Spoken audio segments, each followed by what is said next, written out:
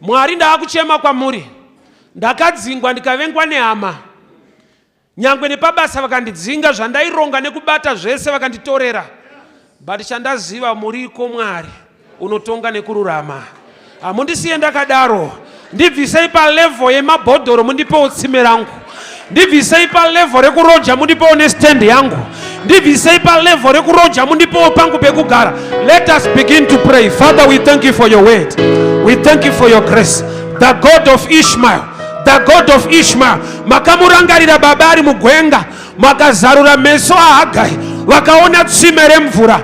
Ndanamata baba elevation kusimudzirwa kubva pamabhodhoro kuenda pamatsime, kubva pakuroja kuenda pakuvaka dzimba, kubva pakukumbira transport kuva neyangu mota yekufamba nayo. Muriko Mwari ende munozvigona. The God of Ishmael. The God of Ishmael, remember me, oh Lord.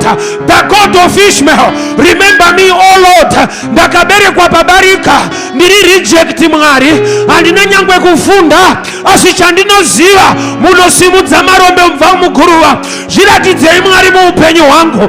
The God of Ishmael, remember me, Lord. The God of Ishmael, remember me, Lord. The God of Ishmael, remember me, Lord. Vana vekurambwa, vana vekusemwa, vana vekutukwa, vana vekuvengwa vanorangarirwa naMwari wa Ishmaeli. Baba manheru ano panzvimbo ino mataura muupenyu hwangu. Remember me, oh Lord. Remember me, oh Lord. Remember my ministry. Remember my children. Remember my father and my mother. Remember my nation. Remember my church. The God of Ishmael. The God of Ishmael. The God of Ishmael. Tsime ngarivhurwe Baba, nokuti imi Jesu ndimi tsime remvura yeupenyu. Tsime ngarivhurwe Baba, nokuti ndimi Jesu munova tsime reupenyu. The God of Ishmael. The God of Ishmael. Remember me, oh Lord. Yasamandebosha ritatalaboshiada mazuka tambayanda yeketelebo sakianda kila basaye retete baligada manta baradiasa ikata yamo kentalabosha retete balugata masuke ndiata kalande yeke baradiasa kitaba. Thank you, Father, the God of Ishmael. Remember me, oh Lord, in the mighty name of Jesus. Amen and amen. Chapindika pasingapindike ipapo pakavharwa wakazembera gedhi iroro rakakiyiwa ipamwari rumbidzo yake vonga Mwari namata Mwari. Father, I pray in the mighty name of Jesus. We give you praise, we give you honor. We thank you for your love and for your mercy. Faithful God, ancient of days, everlasting Father, the creator of the heavens, mutsvene wakatendeka wenyasha, asina nhororondo yekukundikana. Nyangwe vana veIsraeri vakasvika paRed Sea vakavawanira nyasha. Moses ukatambanudza tsvimbo vakagona kukrosa. Baba, ndinotambanudza kutenda kwangu mangwanani ano. I divide this Red Sea ahead of me. I worship you pamberi pangu paine Jericho, but one thing I know, I'm going to enter. Ndichapinda nenyasha, ndichabudirira nenyasha, ndichagoneswa naMwari. Nekuda kwokuti vanhu vapedza kuvhara, Mwari wangu panogumira vanhu iye ndiyo paanotangira. So Joshua paari kunzi look kana kuti see, I've given you Jericho, haasi kutarisa pakakiwa. He's looking at the ability of God.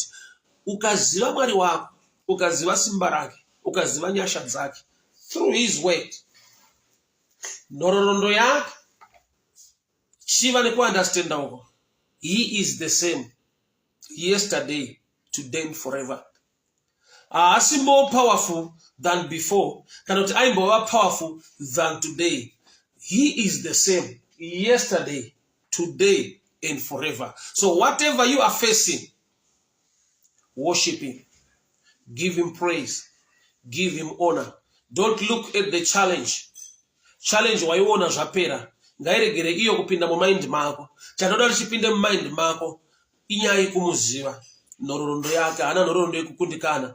Ndi Mwari wakatendeka wenyasha, unoshunurira shoko rake, aridzokere kwaari sinozadzikisa chaaritumira.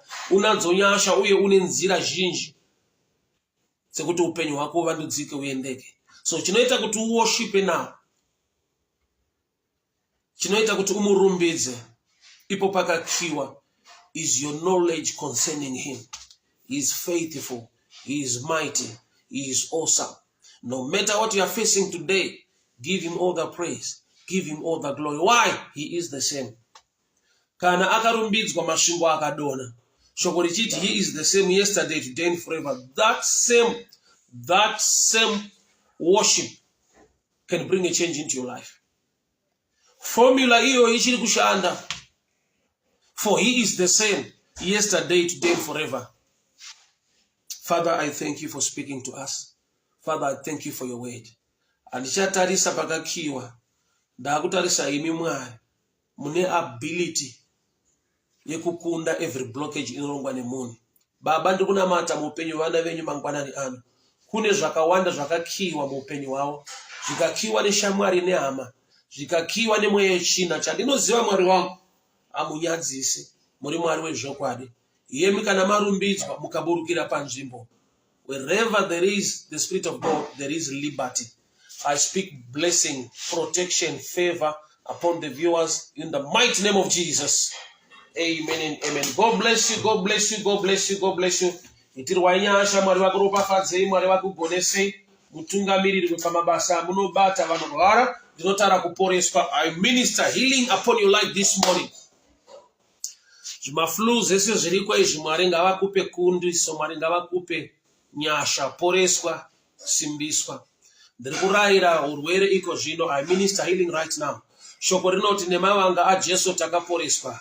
Be healed in the name of Jesus. Be healed in the name of Jesus.